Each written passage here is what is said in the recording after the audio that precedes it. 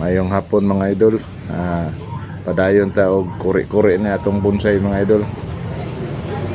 Kontiwason ning nabiyaan ako mga idol, tanggalan ako wire din wiringan na punog balik tong wiringanan para mapurma na gyud siya.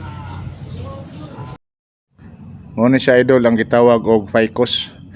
Usa kini siya ka baliti nga tanom idol. So nibaga na yan dahon, dagko na yan dahon. Upawan ni siya idol, pangwaon ni mga dahon na ni tanan. Og itrim ang iyang mga sanga. Og tanggalon ni mga daan nga wire niya mga idol. Na mga wire ani nga daan. So wiringon og otro ni siya idol. Og kun idol, mao na ni siya idol, naupaw na. Wala na dahon. So ako na po ning sunod buhaton na pananggalon na nako ni mga karaan nga mga wire ani kay mga isa ka bulan na ni mga idol nga wa na ako matanggal nang lubong na siyang lawas.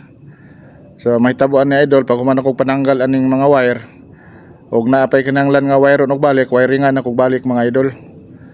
Og akong triman ning mga walay labot nga mga sanga idol pamutlo nako. So kani siya idol, human ani idol nga pila ka semana idol mutubo na pud ang mga salingsing ani mga idol. Mag-sprout na po na siya, magsugod na po na siya dahon, pino na yan dahon mga idol. So ato lang dali-dali ni mga idol.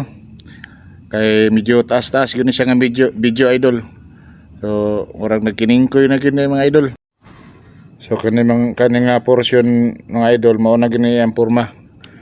Limpyo na siya kayo mga idol.